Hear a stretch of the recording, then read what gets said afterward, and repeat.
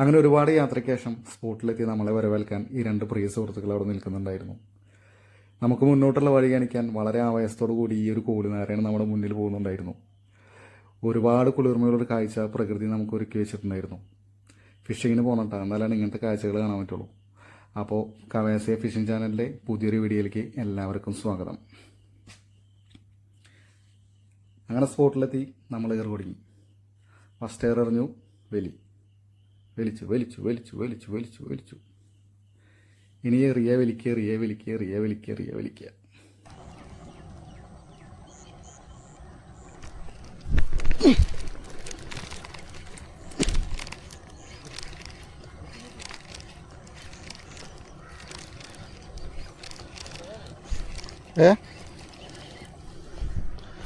ചെറുതാ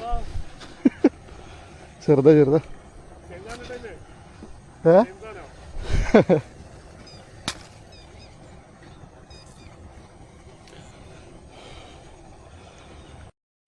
അങ്ങനെ വളരെ ആവേശത്തോട് നിൽക്കുമ്പോഴാണ് നമ്മുടെ അൽത്താഫ്ക്ക് അടുത്ത മീൻ പിടിച്ച് കയറ്റിയത്. ഒരു 1.5 kg ഉള്ള അടിപൊളി വരാൽ.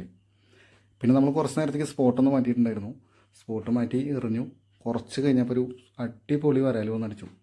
പക്ഷേ ഒരു ഭാഗ്യമില്ല, അൺഫോർച്യുനേറ്റ്ലി അത് മിസ്സായി. എനിക്ക് ഇതിൽ കാണാൻ പറ്റും, അതെനിക്ക് പൊക്കാൻ പറ്റുന്നുണ്ടായിരുന്നില്ല. അത്രയും വെയിറ്റ് ഉണ്ടായിരുന്നു ഒന്ന് എനിക്ക് ആ മീനിന്. അങ്ങനെ ഭയങ്കര നിരാശയായി. ഇന്നത്തെ ഉറക്കം ഗോവിന്ദ.